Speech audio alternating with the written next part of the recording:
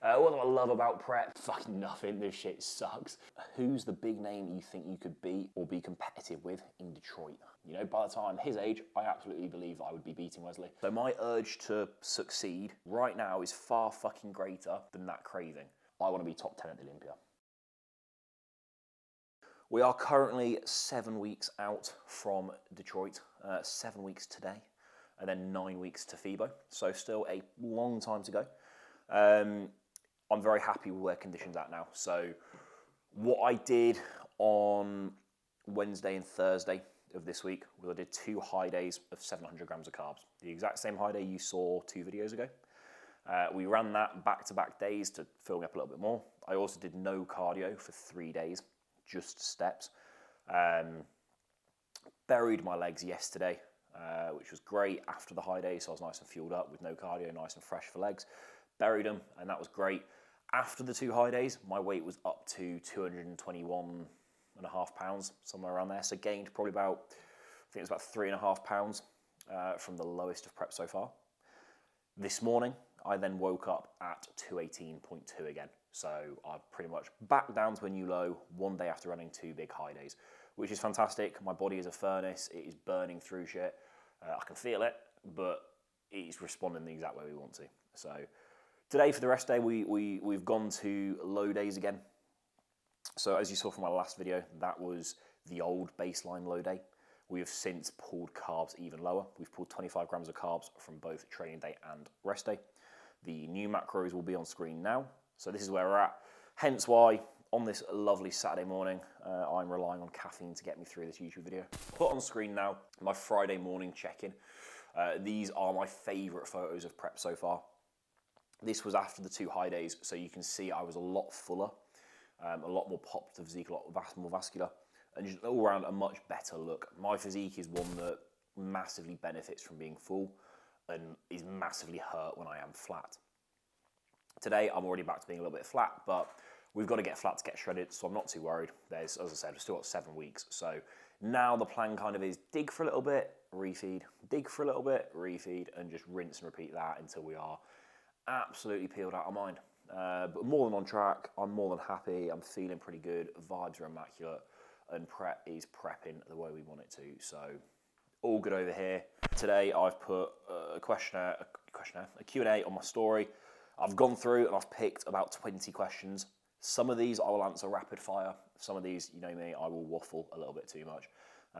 So sit back, relax, and enjoy me dropping some serious wisdom on you all today. Do you have any cravings in prep, and when? What are the foods you crave? So yes, I absolutely do. I think everyone out there watching this who is like amateurs or, you know, maybe not even competed, but obviously you've all probably tried dieting. Pro bodybuilders, right? We're all human. Any pro bodybuilder who says they don't get cravings, I think they're probably lying to try and act tough. Like, fuck me, yes, I do, absolutely. Right now, for example, large pizza, shitload of cookies, cookie pie, whatever you want to call it. Biscoff flavours, usually my favourite, like something like that. Fuck me, yeah, I'd love that. But I know in myself that, like, what, it's 9 weeks to FIBO. 10 weeks from now, that cookie and that pizza will still be available, and I can just have it then. For the next 10 weeks, just don't have the pizza and cookies. It's not that difficult when you think about it. The food is always going to be there. It's not going anywhere, but your goal is not always going to be there. So my urge to succeed right now is far fucking greater than that craving. And I know that once I've given my all this prep, I can go and have that cookie and that pizza. Nothing's going to change. I'll be even happier eating it knowing I gave my all to prep. So that's the way I deal with cravings. But yeah, absolutely, I get them. When you prep, do your lifts lower? If so, how do you deal with it mentally? No and yes. Like, your lifts shouldn't really differ that much. It becomes quite a mindset people get that, oh, now I'm eating less food, my lifts are going to go down. Why the fuck are they? Yes, you're more tired, so you're probably then going to go and not give as much effort in, and your intensity may drop off. And then as a result, you're probably going to lose muscle and look worse. So if you have that mental frame that you are going to get weaker, you probably will. Whereas if you tell yourself you're not going to get weaker and you're going to progress your lifts and use the logbook to match, progress lifts all throughout prep, you probably will, and you will bring a much better physique to the stage because of that. Even when I did my natural prep, I think the only one that really suffers is push. And I think typically even now, push will suffer a little bit. Right towards the back end of prep, when you are shredded, pressing strength suffers, especially if you're doing any free weight stuff like dumbbells or stuff. That's where I'd move over to machines. Dealing with it mentally is just understanding it. Right, okay, my lifts are going down. Why is that? If everything's trending down across the entire board, then I might, shit, something's wrong.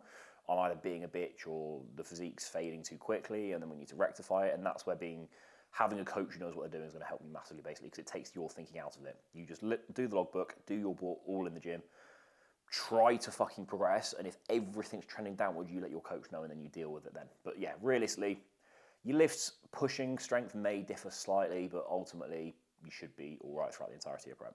What sauces do you use, and how do you make your meals not boring? So I'm not going to go too much on food because you've seen that in the last few videos. If you want to see that, just go watch the last videos. That's how I make my food nice. One sauce I'm loving at the minute is the ESN Ultra sauce, the barbecue flavour to be specific. This is pretty much like a 0-calorie sauce.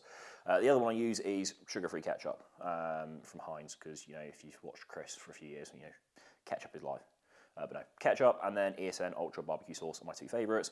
Seasonings, I'm just rinsing smoked paprika and rosemary on my potatoes, and then just like a barbecue chicken flavour on my chicken, and that's about it. A bit of coriander and lime on my fish actually as well. For someone who's starting prep in September, first time, how long would you prep for? Well, KJ, good luck, enjoy it. I would prep for as long as you need to get in fucking shape, mate. There is no right answer. Everybody needs different lengths of prep. If it's your first one, give yourself too long rather than too little. If you're ready early, great, refeed, hold the look, that's fine. Don't give yourself 12 weeks and then be panicking because you're not going to be in shape in time. Hopefully, you've probably done diets before, so you've got some data. Okay, I dieted for 8 weeks and I got to this condition. To be in stage condition, I probably need another 8 weeks on top of that. Roughly looking at that, probably need about 16 weeks. If you can roughly estimate your stage weight based off previous data, you know that on stage I'm going to be about 180 pounds. All right, I'm 220 now. I've got 40 pounds to take off. I probably want to do a 20-week prep so I can average about 2 pounds a week, shall we say. Something like that. You can work it out like that, and that's how I'd just methodically do it. Use past data to just set yourself very simple targets. What do you think's led to not coming in as fast this time on prep? That's a good question. Number of factors. First one being is that was the longest off season I've ever taken. So I spent a full year and a half growing. I pretty much spent 18 months over 240 pounds. In parts, I was over 250 pounds, which is far bigger, heavier, pushing food more than I ever have before for a longer period of time, which means those fat stores built up a little bit more. The fat stores were just there a little bit longer, right? They solidified a little bit more, whatever bro sciencey term you want to use. But I think that was part of it. So obviously coming from such a high weight, my body was so used to pounding food and being in that state for such an extended period of time, it then took a little bit longer for it to respond and actually start to come in this time. Whereas in years prior, the data we were using, I'd only ever done like a 6 or 7 month off season because I competed 4 years in a row. And then that was the first time I actually took a year out to grow. So I think that was largely part of it, was just my body was like in hibernation, just took a little bit of time to get things going. Blood work was all fine. I think, just that really, a few different factors. We probably didn't push hard enough early enough as well, so we were playing a bit of catch up just naturally. But certainly my body just didn't respond the way we thought it would initially. And because we didn't really give ourselves much wiggle room, we were then hitting panic stations, having to push hard. But as you see now, it's suddenly fucking responding beautifully like it always has and does. So yeah, ultimately I think it was just because I spent so long in the off season, the body wasn't used to responding the way we wanted it to. Also with that, I think more muscle, it's just a different physique. Every prep is different, so you never know. So learn from my mistake, always give yourself more time than you think you perhaps need. Who's the big name you think you could beat or be competitive with in Detroit? Another good question. Now, I'll be honest, I don't actually know the lineup. I try not to pay too much attention to it because it doesn't really matter to me. All I know, and this is the way I've always been whenever I've been competing through the amateur ranks and stuff like that, because a lot of people will try and look at who's doing their show, and I don't think that ever leads to anything positive. That always gets in your head a little bit. If you're always constantly comparing yourself to others and where they're at in prep and stuff like that, it can be really distracting and quite a negative cycle. So I just focus on me, right? I know that come Detroit in 7 weeks' time, if I've done everything I possibly can and I've brought my very best physique to that stage, all I can do. If somebody's there and they beat me, like if Wesley's doing it, right? Obviously he's the big name I do know. If Wesley's there and Wesley beats me, but I've done everything I possibly could to be at my best, Wesley is just better than me. I can't be upset at that, okay? He's a Arnold champ fucking winner. You're potentially going to be a 2-time by the time he gets to Detroit, so we'll wait and see. But I think Wesley's the one who I'm really excited to stand next to again, because I have obviously stood next to him before. And I'm excited to see the improvements I've made and how they compare to him. And ultimately, it's a chance to stand next to an Arnold Classic champ and see how far off that standard I am, which is a fantastic opportunity. And to do that so early in the season is a fucking blessing, and that is why I chose to do such a tough show, for this exact reason, to stand next to a top 10 guy straight away and get a realistic look. Right, I'm here. Here's the standard I want to be. What do I need to do to get there? And that is the plan. So, do I think I can beat Wesley? Overall, probably not. No. Do I think I beat him in certain areas? Potentially. But I'm very keen to see the overall look and basically just see if I can compare well to him. Fantastic. That's great. If I'm still away off him, fantastic. I need to go and get better, and I will just go into the off season. I will do that, and I will get better. And eventually, by the time his age, I absolutely believe that I would be beating Wesley. But right now, at the point I'm at in my career, to merely get the opportunity to stand next to him and see how competitive I can be with him, that's all I'm after. So that is what I'm looking forward to. What do you love about prep, and what do you hate? That's a very good question. I think the worst part for me is probably the low energy towards the end, that sort of empty, heavy-legged feeling. The hunger I can deal with. Hunger, I am a food guy, as you've probably can tell by my YouTube. I do love eating food and enjoy that. But I'm so used to just being able to accept the fact that, right, for 10 weeks, you just can't eat some food. Because the first few weeks of prep, you're still sick of food from the off-season. It's only really the last 10 weeks where you are quite hungry and you are really thinking about food and stuff like that. It's 10 fucking weeks, right? I can just take that on the chin. So the hunger doesn't really bother me there. The low energy is what really gets to me, because what ends up happening is training becomes such a chore that I kind of don't enjoy it. And that's where having a really good training partner to push you through does help. But in preps prior, when I've not had a training partner, it has been challenging. So you get to the gym, you're tired, you don't want to go and do it, you're not enjoying the training. And the whole reason I bodybuild, right, is because I love the training to begin with. So when you fall out of love with training, it kind of makes you think what's the point of me even doing this? I don't even enjoy training anymore. Obviously, that's just a very negative mindset at the time, because you are tired, you are hungry, whatever. But I think that's probably the worst part for me, is just the low energy. Also, as well, I become incredibly introverted. Those close to me will know how closed off I get. I just shut myself into a box and don't exist in other people's lives for the length of prep. It's probably a coping mechanism. It's the way I like to do it. It's my choice. It's what I enjoy doing. It's how I perform so well in prep, is being this introverted. But obviously that impacts those close to me, family, girlfriend, friends. They don't see as much of me. And I think that's also quite a negative side to my prep, is how introverted I do become and how closed off I do, and how that then affects them. So I don't really like that side of things as well. Not really because of how it affects me, but more so how it affects those around me. That's probably another quite a big negative to prep. But again, they understand what I'm doing. They understand why I'm doing it. They also understand that it's only a short-term thing. And then when I'm in the off-season, I make it up. At least that's what I tell myself. And if you're watching this, don't leave me. I'll make it up when I'm in the off-season. I've got more energy. So, yeah. What do I love about prep? Fucking nothing. This shit sucks.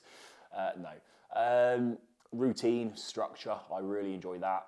In the off-season, I'm still pretty structured. I'm pretty militant. But in prep, it's just a different level. I also think the energy in the early stages, a bit counterintuitive to what I just said, but in the early stages, sort of 12 to 6 weeks out, should we say, I think you actually are a little bit more energetic, and you're certainly so much more productive, because I think it goes back to sort of ancestrally. When you're really hungry and you're starving on the way down, your natural instinct is, right, I need to go out on a hunt. I need to go fuck up a woolly mammoth so that I can eat tonight. So then your senses become heightened, you become way more alert and just ready to go. You wake up in the morning and you're just bang, I'm good to go. Whereas in the off-season, when I'm pounding food, I wake up in the morning, really lethargic, tired, sleepy, whatever. It takes a while to get my day going. So in prep, I really like just the alertness immediately when I wake up. I'm fucking ready to go. I'm on that treadmill, I'm on that cross trainer. I'm vibing. So I enjoy that a lot. The overall structure, routine of prep. And obviously the way I look, right? I've got a jawline. I've not got a fat basketball water head like I do in the off season. So, I enjoy the 10 weeks of the year. I'm actually content with the way I look at my physique and that sort of stuff. I enjoy that. So there's positives and negatives to both. I could do this for the off season as well. There's positives and negatives to both the off season. All I say to people is just focus on the positives, right? Don't worry about the negatives of the phase you're in. Just focus on the positives, and that will make it a lot more enjoyable. Signs you need a refeed. This is going to be a little bit different for everybody. Everybody's unique there. For myself, my physique fades very easily, and you can see it, right? When you use someone who's, obviously a lot of you see all my check-ins and stuff because I'm very active on Instagram, but you need to have an eye for it. And this is where working with a coach for many years and being so analytical of my own physique, I can see it as well. Most people won't be able to see it just looking at my updates, unless I put a side by side and make it really glaringly obvious, right? But like Tom, my coach, for example, he just knows. We've done this so many times now that we can see when my physique is fading. So I think that's the main thing for me, is my legs will start to get a bit narrow and just start to flatten off a little bit. Delts, lats, my whole physique just starts to look a little bit flat. That's usually the sign for me personally, because mentally I can just push. If I was dying and Tom was like doing an extra half an hour of cardio, I just would, right? Tom would have to pull me back. So giving feedback based on how I'm feeling isn't always the best way to go about it, because I've got a few screws loose and I'll just bury myself into the ground, which I did in 2022, and my physique looked awful because of it. So yeah, number one for me is just the look of the physique, the fullness, the flatness. Like when I'm going too flat, weight's dropping off a little bit too quick, using weight as a data metric to see that. Like right now we know, okay, I dropped the 3 pounds just yesterday that I put on from the high day. So right now I'm back to a new low of prep. Realistically, it's Saturday today. By Monday, if I continue to go down, I'm another pound or two off by Monday. You'll see it in my physique. Weights come off very quickly. We're going to need to refeed again. The other thing, which is another one for a lot of people, will be training intensity and performance. Again, this is quite a difficult one to judge as a coach, because if you've got a client, especially a first timer, and they are in prep and their energy gets a bit low and their training suffers because they're just not getting them mentally into it, they then may feed back and say, oh, my training's suffering, I need a refeed, but they just want some food. Okay, the training's not actually suffering yet. They're not in the condition where it is suffering. They're just a bit tired, they're a bit hungry, and they think a refeed is just more food, all right? And I think that's where first timers, my first 2 preps, I didn't have a single refeed because I just didn't need one. I think the bigger you are, the more heavily muscled you get, the more refeeds are necessary, which is why you see open bodybuilders, Nick Walker doing these preps where he's going out for food, like, a couple times a week and stuff like that, just to keep topping up. That's something that's certainly changed with my physique over the years. First 2 preps, no refeeds. I think third prep, very few. And then last prep for the pro card had quite a few. And then now this year, it's similar to the last prep as well, just looking at the frequency of them. And it's just because I've got more muscle that we need to sustain and keep full. So yeah, a number of things. For me, mainly, it's the look. Occasionally a little bit of training. If my leg training really starts to flag, we'll use that as well as a reason, but ultimately it's going to be the physique that dictates it. What about your stage package? Are you hoping to improve from last show? The facial hair, number 1. The smile, number 2. I need to actually smile on stage this year and not just look like I'm shitting myself the entire time, even if I am. But no, like in all seriousness, ultimately, I just want more muscle and I want a crisper look, meaning I want to be harder, I want to be drier, I want that pro level of polish to the physique. When you're lesser muscled, that is obviously harder to achieve. Now I've got more muscle, it will be a little bit better. It also comes down to getting a really good peak. So those are some of the main things I want. Is I just want that level of polish. A good way to visualize that for those who don't know is if you look at Mike the Badass, the most recent Olympia versus his Olympia before that. The difference there was largely comes down to the polish of his physique. He was so dry, hard and crisp, perfect tan. The overall peak there was perfect and it made such a difference. So that's what I really want to bring, because I don't feel I've ever truly nailed a peak and been full, hard and dry. I've always been, either full but a little bit watery, retaining a little bit of water, especially through my lower back is typically where we see that, or I've just been dead flat. Bone dry but dead flat as well. So kind of finding that balance is something I want to improve. And then ultimately more muscle. So I want much bigger quad sweep, which so far is looking very, very likely, which is fantastic. More quad sweep, I want more arm, I want more back, I just want more muscle everywhere. I want a better physique, basically. Don't we all? So, yeah. Overall physique improvements in terms of muscles, specifically more quad sweep, a bit more arm and more back, and then a polished look with a lean, sort of like fucking peeled, dry, hard peak. If you place top 5 in Detroit and FIBO, would you consider doing a minor show and trying to qualify? It's a good question. I kind of answered this last video. My mindset right now is I want to do Detroit and I want to do FIBO and I want to see how I compare to the likes of Wesley and top 10 guys.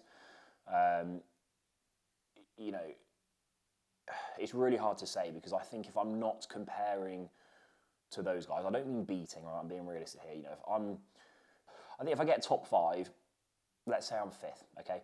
I stand in a call out with Wesley. I'm not that comparable yet. Then no, I probably won't try and carry on and do a smaller show because the thing I look at my career right now and like I'm very young. I've got a lot of time ahead of me. If I spend this entire year competing, you know, if I do Detroit and FIBO, and if I carry on prep after to hit a smaller show to try and scrape a qualification, then, okay, great, I've qualified. Then I've got to prep for October this year. So this entire year will be spent in prep. I'll then get to that Olympia, and if I've not really compared that well to Wesley, I'm not placing at the Olympia. You know, I'll be 50th out of 50 at the Olympia. And that is a fantastic achievement, and I'd love to be there. However, it doesn't mean that much to me to be 50th at the Olympia. That's not my end goal. I want to be top 10 at the Olympia. And if I'm thinking logically, okay, what's the quickest way I can get to top 10 at the Olympia? It's not going to be by prepping all year this year. It's going to be by seeing where I'm at compared to Wesley soon. And if I'm still a way off, right, then it's going to go back into the off season and I'm just going to spend another year growing, come back next year and then be comparable, right? That is the plan. So I don't want to spend this entire year dieting just to then try and scrape a smaller show qualification to then not place at the Olympia. I would much rather see where I'm at next to Wesley now, go into the off season, get better, because then in the years to come, I'm going to actually have made some dramatic improvements and then could potentially be closing in on that top 10. But if I just spend this whole year dieting, come 50th, and then I've got to be prepping again next year to qualify for next year's Olympia, there's no actual time for me to make serious improvements to my physique, which I do still believe I need to make. And I am young and I want to make those improvements. I don't just want to try and rush to come 50th, right? I've got goals, I've got lifetime goals, and it's about looking at the bigger picture. And for me, that may mean taking more time out to grow. But we'll wait to see how we go. Did you always put on muscle easily when you started, or did you have a big appetite or not? Yes, genetically, I've always put muscle on relatively quickly. So I used to play football growing up. I was about 65 kilos, always had abs, always had a few cuts in the quads and stuff like that. Was always very, very lean playing football. Then when I started lifting, I did grow relatively well. I've also always had a massive appetite. Always been able to eat a lot of food, not always the cleanest food, right, when I was growing up. I used to go to the gym, train, and then just go and buy a fucking massive flapjack tray that had like 1,000 calories in from Tesco and eat that on the bus on the way home. Never got fat, would just grow steadily. I was always very good at getting protein in. That was something I learned early on, was using whey protein shakes literally when I was like 16. So I've always done the research to know what I'm meant to be doing, but at the same time I was getting protein in and then I was just worried about getting as many calories in as possible. And I've always had a big appetite, always been able to put away a lot of food, and I've always grown quite easily whilst always staying pretty lean. So I've literally never not seen my abs in my entire life. When I've been tracking food, when I've not been tracking food, I've been eating like a dickhead, all that sort of stuff. So yeah, genetically, yeah, I've always put muscle on relatively easily and always had quite a big appetite. Thanks, Mum and Dad, really appreciate the genetics. Do you have a motivational saying or mantra that helps you stay focused during your prep? One of the mental frames I use when I don't want to do something is, and I've kind of applied this my whole life, I don't really know where I got this from. It's definitely not original, so do not worry, but this is like the mindset I have. Like this morning, for example, I wake up, I've got half an hour of cardio in the cold garage. I don't want to go and do that cardio. Great. I tell myself that there is somebody out there in my exact position who wants exactly what I want. There's somebody out there, there's fucking thousands of people out there that want to be top 10 in the world at the Olympia. Hundreds of thousands of people that want that. If I don't go and do that cardio, someone else is, and then someone else is ahead of me, and somebody else is going to reach that goal before me, and I can't let that happen. And that's my mindset with everything. If I'm going to go do this set of hack squat, I need 8 fucking reps, because if I don't get 8 reps, Somebody else out there who wants exactly what I want is going to go and do 8 reps and therefore be closer. And it's a very toxic mindset to have, but fuck me, does it make you work hard, right? Everyone watching this, if there's something you want, if you want to be in my position, you know, being a professional bodybuilder, prepping for a pro show, and you want a pro card, there are thousands of other individuals just like you who want that pro card. If you're going to miss a meal, some of them won't, okay? And then they're going to get ahead of you. Whereas if you go and eat that meal, maybe some of them miss the meal, and then you're ahead of them. Do everything in your power to not be outworked, basically. And that's my mindset. Whenever I'm thinking, oh, I don't want to do this, but fucking some other prick will, and then they're going to get ahead of me. That's it. That's my mindset. In fucking business, in bodybuilding, in life. That's the mindset you have to have, and just apply that to everything. And that just forces me to work. Even when I'm not motivated, that forces me to be disciplined. Was you surprised when Dennis reached out to come on the podcast? So for those who don't know, I was on Dennis James's podcast. I think I mentioned it in the last video.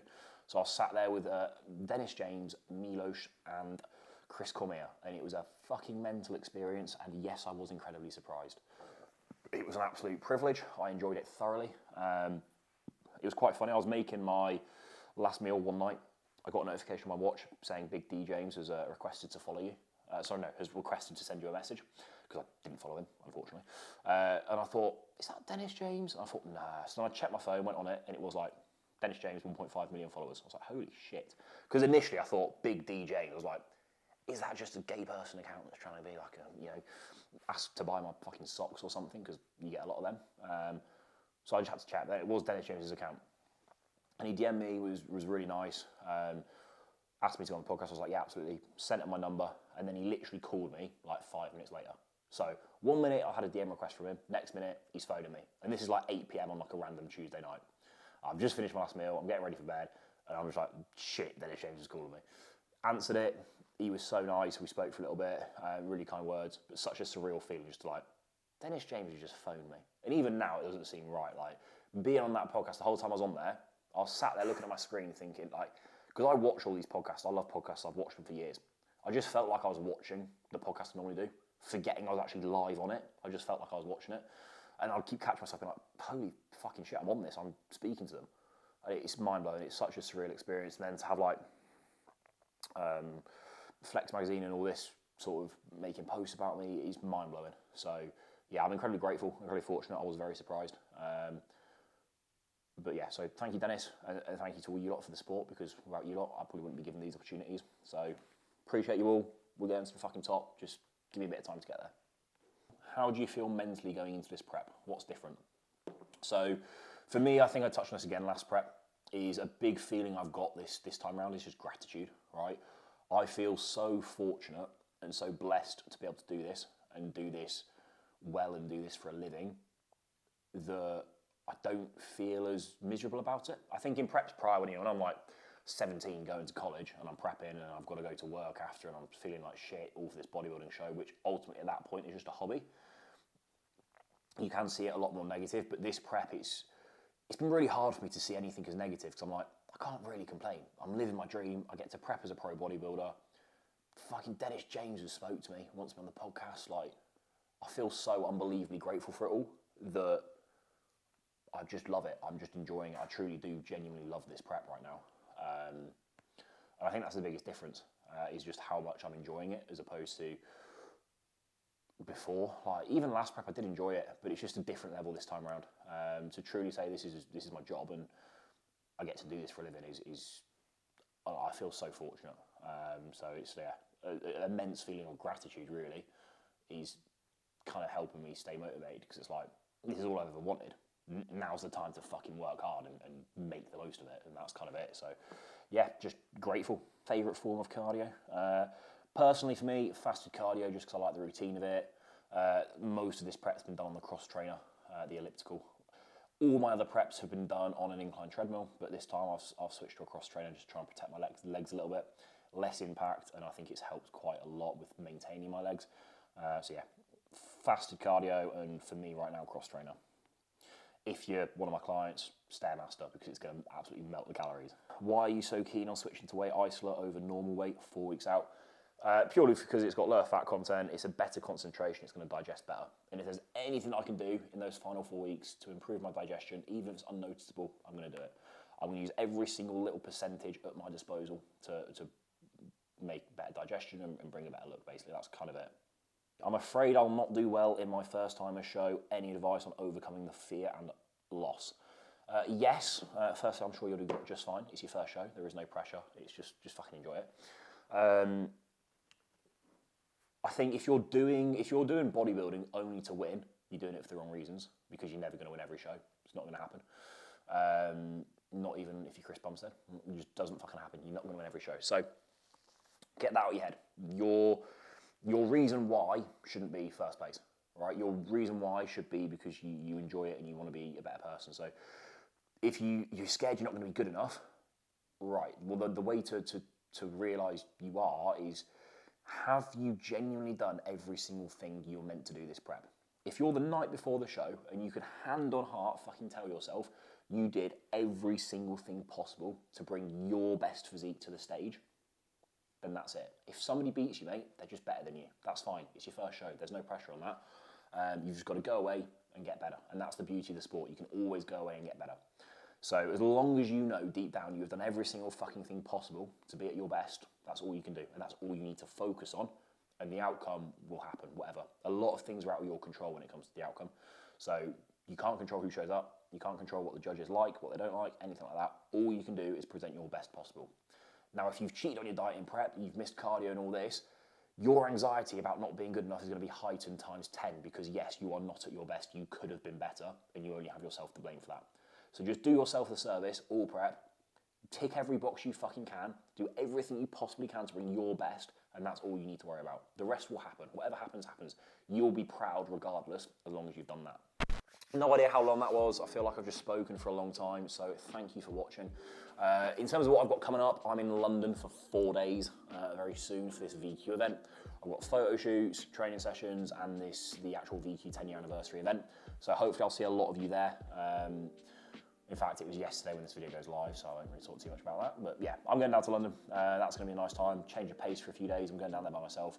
I've got an Airbnb. I've literally just bought a second air fryer to take with me, just so I've got an air fryer there.